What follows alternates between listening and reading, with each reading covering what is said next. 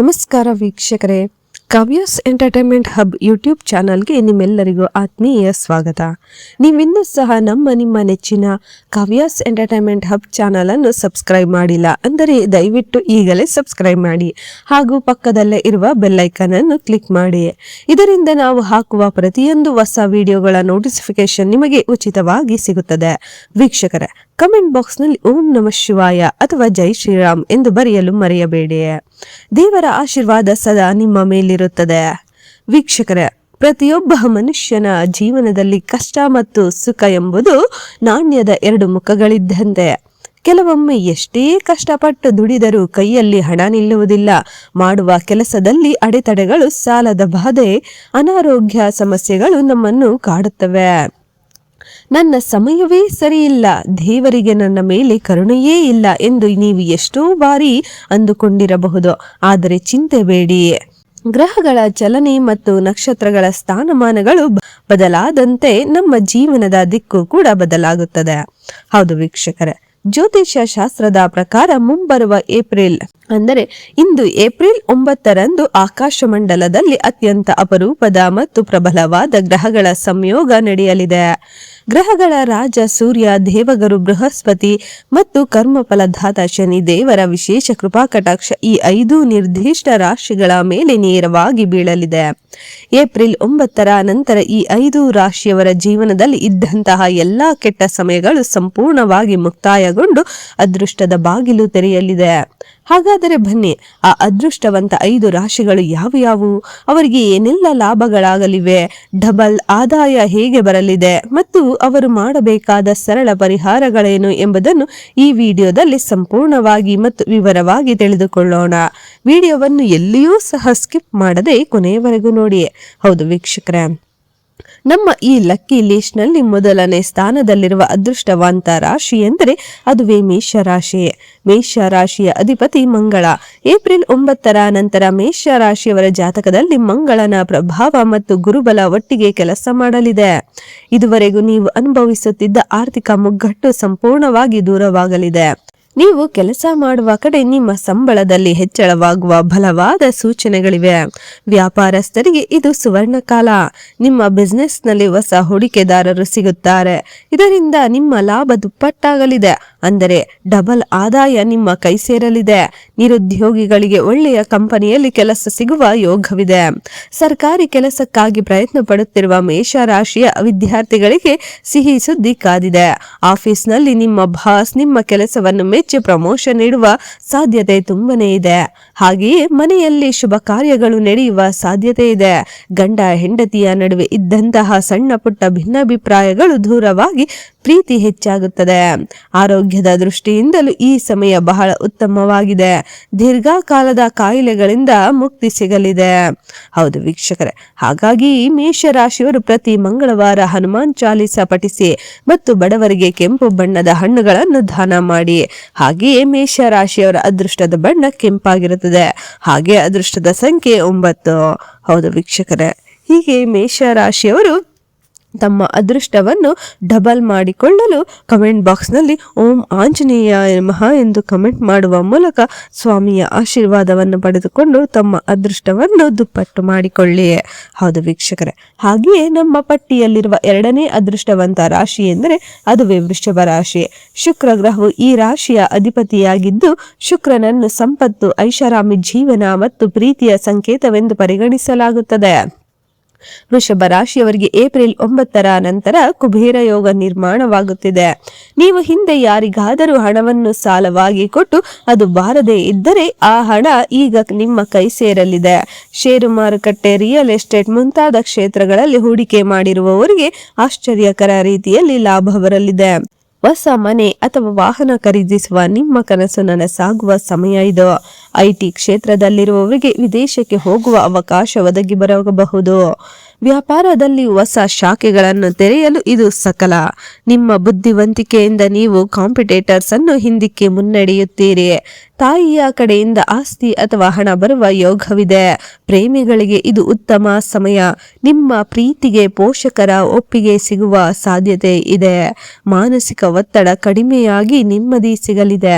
ಹೌದು ವೀಕ್ಷಕರೇ, ಹಾಗಾಗಿ ವೃಷಭ ರಾಶಿಯವರು ಶುಕ್ರವಾರದಂದು ಮಹಾಲಕ್ಷ್ಮಿ ಅಷ್ಟಕವನ್ನು ಪಠಿಸಿ ಮತ್ತು ಹಸುವಿಗೆ ಬೆಲ್ಲವನ್ನು ತಿನ್ನಿಸಿ. ಹಾಗೆಯೇ ವೃಷಭ ರಾಶಿಯವರ ಅದೃಷ್ಟದ ಬಣ್ಣ ಬಿಳಿ ಮತ್ತು ತಿಳಿ ನೀಲಿ. ಹಾಗೆಯೇ ಅದೃಷ್ಟದ ಸಂಖ್ಯೆ 6. ಹೌದು ವೀಕ್ಷಕರೇ, ಹೀಗಾಗಿ ವೃಷಭ ರಾಶಿಯವರು ತಮ್ಮ ಅದೃಷ್ಟವನ್ನು ದುಪ್ಪಟ್ಟು ಮಾಡಿಕೊಳ್ಳಲು ಕಮೆಂಟ್ ಬಾಕ್ಸ್ ನಲ್ಲಿ ಓಂ ಮಹಾಲಕ್ಷ್ಮಿ ನಮಃ ಎಂದು ಕಮೆಂಟ್ ಮಾಡುವ ಮೂಲಕ ತಾಯಿಯ ಆಶೀರ್ವಾದವನ್ನು ಪಡೆದುಕೊಂಡು ತಮ್ಮ ಅದೃಷ್ಟವನ್ನು ದುಪ್ಪಟ್ಟು ಮಾಡಿಕೊಳ್ಳಿ. ಹೌದು ವೀಕ್ಷಕರೇ, ಹಾಗೆಯೇ ವೀಕ್ಷಕರ ಮೂರನೆಯ ಅದೃಷ್ಟದ ರಾಶಿ ಎಂದರೆ ರಾಜ ಗಂಭೀರ್ಯದ ಸಿಂಹ ರಾಶಿಯೇ. ಸೂರ್ಯ ಈ ರಾಶಿಯ ಅಧಿಪತಿ. ಸೂರ್ಯನ ಪ್ರಖರತೆ ಮತ್ತು ತೇಜಸ್ಸು ಏಪ್ರಿಲ್ 9ರ ನಂತರ ಸಿಂಹ ರಾಶಿಯವರ ಜೀವನದಲ್ಲಿ ಮಹತ್ತರವಾದ ಬದಲಾವಣೆಗಳನ್ನು ತರಲಿದೆ. ಸಿಂಹ ರಾಶಿಯವರಿಗೆ ಇದು ರಾಜಯೋಗದ ಸಮಯ. ಕೇವಲ ಒಂದು ಮೂಲದಿಂದ ಮಾತ್ರವಲ್ಲ, 2-3 ಮೂಲಗಳಿಂದ ನಿಮಗೆ ಹಣ ಹರಿದು ಬರಲಿದೆ. ಪಾರ್ಟ್ ಟೈಮ್ ಬಿಸ್ನೆಸ್ ಅಥವಾ ಫ್ರೀಲಾನ್ಸಿಂಗ್ ಮಾಡುವವರಿಗೆ ಕೈತುಂಬ ಕಾಸು ಸಿಗಲಿದೆ. ನೀವು ಮಾಡುವ ಪ್ರತಿಯೊಂದು ಕೆಲಸದಲ್ಲೂ ಅದೃಷ್ಟ ನಿಮ್ಮ ಬೆನ್ನಿಗೆ ಇರುತ್ತದೆ. ಸಮಾಜದಲ್ಲಿ ನಿಮ್ಮ ಗೌರವ, ಘನತೆ, ಪ್ರತಿಷ್ಠೆ ಹೆಚ್ಚಾಗಲಿದೆ. ರಾಜಕೀಯದಲ್ಲಿರುವವರಿಗೆ ಉನ್ನತ ಸ್ಥಾನಮಾನ ಒಲಿಯಲಿದೆ. ಸರ್ಕಾರಿ ಅಧಿಕಾರಿಗಳಿಗೆ ಪ್ರಮುಖ ಜವಾಬ್ದಾರಿಗಳು ಸಿಗಲಿವೆ. ನಿಮ್ಮ ನಾಯಕತ್ವದ ಗುಣ ಎಲ್ಲೆಡೆ ಪ್ರಶಂಸೆಗೊಳ್ಳುತ್ತದೆ. ಹಾಗೆಯೇ ಮನೆಯಲ್ಲಿ ಸಂತೋಷದ ವಾತಾವರಣ ಇರುತ್ತದೆ. ಮಕ್ಕಳ ವಿದ್ಯಾಭ್ಯಾಸದಲ್ಲಿ ಪ್ರಗತಿ ಕಂಡುಬರುತ್ತದೆ. ಕಣ್ಣಿಗೆ ಸಂಬಂಧಿಸಿದ ಅಥವಾ ರಕ್ತದೊತ್ತಡದ ಸಮಸ್ಯೆಗಳಿದ್ದರೆ ಅವು ಕಡಿಮೆಯಾಗಲಿದೆ. ಪ್ರತಿದಿನ ಯೋಗ ಮತ್ತು ಧ್ಯಾನ ಮಾಡುವುದು ತುಂಬಾನೇ ಒಳ್ಳೆಯದು. ಹೌದು ವೀಕ್ಷಕರೇ, ಹಾಗಾಗಿ ಸಿಂಹ ರಾಶಿಯವರು ಪ್ರತಿದಿನ ಬೆಳಗ್ಗೆ ಎದ್ದ ತಕ್ಷಣ ಸೂರ್ಯ ದೇವರಿಗೆ ಅರ್ಘ್ಯವನ್ನು ಅರ್ಪಿಸಿ, ಅಂದರೆ ತಾಮ್ರದ ಚೊಂಬಿನಲ್ಲಿ ನೀರು, ಸ್ವಲ್ಪ ಕುಂಕುಮ ಮತ್ತು ಕೆಂಪು ಹೂವು ಹಾಕಿ ಸೂರ್ಯನಿಗೆ ನೀಡುವುದು. ಹಾಗೆಯೇ ಆದಿತ್ಯ ಹೃದಯ ಸ್ತೋತ್ರವನ್ನು ಪಠಿಸಿ. ಹಾಗಾಗಿ ಸಿಂಹ ರಾಶಿಯವರ ಅದೃಷ್ಟದ ಬಣ್ಣ ಕೇಸರಿ ಮತ್ತು ಹಳದಿ. ಹಾಗೆ ಅದೃಷ್ಟದ ಸಂಖ್ಯೆ 1. ಹೌದು ವೀಕ್ಷಕರೇ, ಹೀಗೆ ಸಿಂಹ ರಾಶಿಯವರ ತಮ್ಮ ಅದೃಷ್ಟವನ್ನು ದುಪ್ಪಟ್ಟು ಮಾಡಿಕೊಳ್ಳಲು ಕಮೆಂಟ್ ಬಾಕ್ಸ್ನಲ್ಲಿ ಓಂ ಸೂರ್ಯಾಯ ನಮಃ ಎಂದು ಕಮೆಂಟ್ ಮಾಡುವ ಮೂಲಕ ಸ್ವಾಮಿಯ ಆಶೀರ್ವಾದವನ್ನು ಪಡೆದುಕೊಂಡು ತಮ್ಮ ಅದೃಷ್ಟವನ್ನು ದುಪ್ಪಟ್ಟು ಮಾಡಿಕೊಳ್ಳಿ. ಹೌದು ವೀಕ್ಷಕರೇ, ಹಾಗೆಯೇ ಮತ್ತೊಂದು 4ನೆಯ ಲಕ್ಕಿ ರಾಶಿ ಎಂದರೆ ಅದು ಬುದ್ಧಿವಂತಿಕೆಯ ಪ್ರತೀಕವಾದ ಕನ್ಯಾ ರಾಶಿ. ಕನ್ಯಾ ರಾಶಿಯ ಅಧಿಪತಿ ಬುಧ ಗ್ರಹ. ಬುಧನು ವ್ಯಾಪಾರ, ಬುದ್ಧಿಮತ್ತೆ ಮತ್ತು ಸಂವಹನದ ಕಾರಕನಾಗಿದ್ದಾನೆ. ಏಪ್ರಿಲ್ 9ರ ನಂತರ ಕನ್ಯಾ ರಾಶಿಯವರ ಆರ್ಥಿಕ ಸ್ಥಿತಿ ಬಹಳಷ್ಟು ಸುಧಾರಿಸಲಿದೆ. ಬಹಳ ದಿನಗಳಿಂದ ನಿಮ್ಮನ್ನು ಕಾಡುತ್ತಿದ್ದ ದೊಡ್ಡ ಸಾಲವೊಂದು ತೀರುವ ಮಾರ್ಗ ಗೋಚರಿಸುತ್ತದೆ. ಬ್ಯಾಂಕ್ ಬ್ಯಾಲೆನ್ಸ್ ಹೆಚ್ಚಾಗುತ್ತದೆ. ಹೊಸ ವ್ಯಾಪಾರವನ್ನು ಪ್ರಾರಂಭಿಸಲು ಬ್ಯಾಂಕ್ನಿಂದ ಲೋನ್ ನಿರೀಕ್ಷಿಸುತ್ತಿದ್ದರೆ ಅದು ಸುಲಭವಾಗಿ ಮಂಜೂರಾಗುತ್ತದೆ. ಕಲಾ ಕ್ಷೇತ್ರದಲ್ಲಿರುವವರಿಗೆ, ಮಾಧ್ಯಮ, ಮಾರ್ಕೆಟಿಂಗ್ ಮತ್ತು ಶಿಕ್ಷಣ ಕ್ಷೇತ್ರದಲ್ಲಿ ಕೆಲಸ ಮಾಡುವವರಿಗೆ ಇದು ಅದ್ಭುತ ಸಮಯ ಎಂದೇ ಹೇಳಬಹುದು. ನಿಮ್ಮ ಮಾತುಗಳಿಂದಲೇ ನೀವು ಜನರನ್ನು ಸೆಳೆಯುತ್ತೀರಿ. ಹಾಗೆಯೇ ನಿಮ್ಮ ಕೆಲಸಗಳನ್ನು ಸುಲಭವಾಗಿ ಮಾಡಿಸಿಕೊಳ್ಳುತ್ತೀರಿ.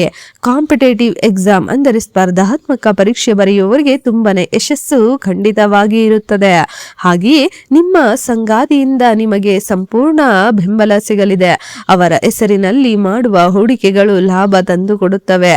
ನರಮಂಡಲ ಅಥವಾ ಚರ್ಮಕ್ಕೆ ಸಂಬಂಧಿಸಿದ ಸಣ್ಣ ಪುಟ್ಟ ಸಮಸ್ಯೆಗಳು ಬಂದು ಹೋಗಬಹುದು. ಆದ್ದರಿಂದ ಆಹಾರದ ಕಡೆ ಹೆಚ್ಚು ಗಮನವಿರಲಿ. ಹೌದು ವೀಕ್ಷಕರೇ, ಹೀಗಾಗಿ ಕನ್ಯಾ ರಾಶಿಯವರು ಬುಧವಾರದಂದು ಗಣಪತಿಗೆ ಗರಿಕೆ ಹುಲ್ಲನ್ನು ಅರ್ಪಿಸಿ ಮತ್ತು ಓಂ ಗಂ ಗಣಪತಿಯೇ ನಮಃ ಎಂಬ ಮಂತ್ರವನ್ನು 108 ಬಾರಿ ಜಪಿಸಿ. ಹೌದು ವೀಕ್ಷಕರೇ, ಹಾಗಾಗಿ ಕನ್ಯಾ ರಾಶಿಯವರ ಅದೃಷ್ಟದ ಬಣ್ಣ ಹಸಿರು.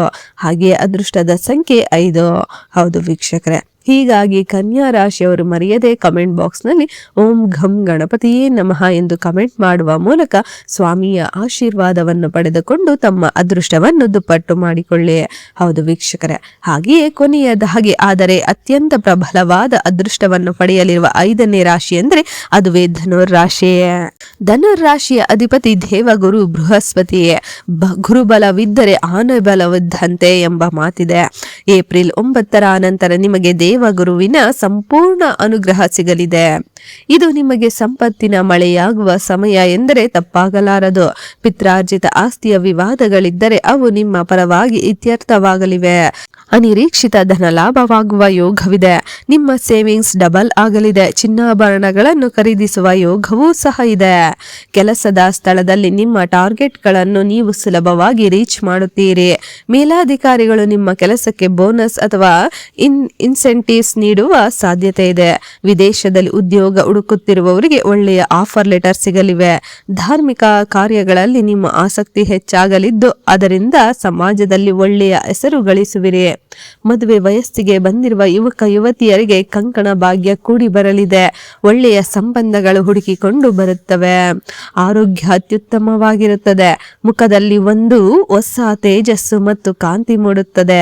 ಹೌದು ವೀಕ್ಷಕರೇ, ಹಾಗಾಗಿ ಧನುರ್ ರಾಶಿಯವರು ಗುರುವಾರದಂದು ದತ್ತಾತ್ರೇಯ ಅಥವಾ ಸಾಯಿಬಾಬಾ ದೇವಸ್ಥಾನಕ್ಕೆ ಭೇಟಿ ನೀಡಿ ಹಳದಿ ಬಣ್ಣದ ಬಟ್ಟೆ ಅಥವಾ ಕಡಲೆಬೇಳೆಯನ್ನು ದಾನ ಮಾಡಿ. ಹೌದು ವೀಕ್ಷಕರೇ, ಹಾಗೆಯೇ ಧನುರ್ ರಾಶಿಯವರ ಅದೃಷ್ಟದ ಬಣ್ಣ ಹಳದಿ ಮತ್ತು ಚಿನ್ನದ ಬಣ್ಣ. ಅದೃಷ್ಟದ ಸಂಖ್ಯೆ 3. ಹೌದು ವೀಕ್ಷಕರೇ, ಹಾಗಾಗಿ ಧನುರ್ ರಾಶಿಯವರು ಮರೆಯದೆ ಕಮೆಂಟ್ ಬಾಕ್ಸ್ ನಲ್ಲಿ ಓಂ ಶ್ರೀ ಗುರು ರಾಘವೇಂದ್ರಾಯ ನಮಃ ಎಂದು ಕಮೆಂಟ್ ಮಾಡುವ ಮೂಲಕ ಸ್ವಾಮಿಯ ಆಶೀರ್ವಾದವನ್ನು ಪಡೆದುಕೊಂಡು ತಮ್ಮ ಅದೃಷ್ಟವನ್ನು ದುಪ್ಪಟ್ಟು ಮಾಡಿಕೊಳ್ಳಿ. ಹೌದು ವೀಕ್ಷಕರೇ, ಹೀಗೆ ಇದಾಗಿತ್ತು ಏಪ್ರಿಲ್ 9ರ ನಂತರ ಅದೃಷ್ಟ ವಲಯಲ್ಲಿರುವ ಡಬಲ್ ಆದಾಯ ಪಡೆಯಲಿರುವ ಆ 5 ಅದೃಷ್ಟಗಳ ಸಂಪೂರ್ಣ ಮಾಹಿತಿ. ಒಂದು ವೇಳೆ ನಿಮ್ಮ ರಾಶಿ ಈ 5 ರಾಶಿಗಳಲ್ಲಿ ಇಲ್ಲವೆಂದು ದಯವಿಟ್ಟು ನಿರಾಶರಾಗಬೇಡಿ. ಭಗವಂತನ ಮೇಲೆ ನಂಬಿಕೆ ಇಟ್ಟು ಕಷ್ಟಪಟ್ಟು ಕೆಲಸ ಮಾಡಿ. ಪ್ರಾಮಾಣಿಕತೆಯೇ ಅತಿ ದೊಡ್ಡ ಅದೃಷ್ಟ.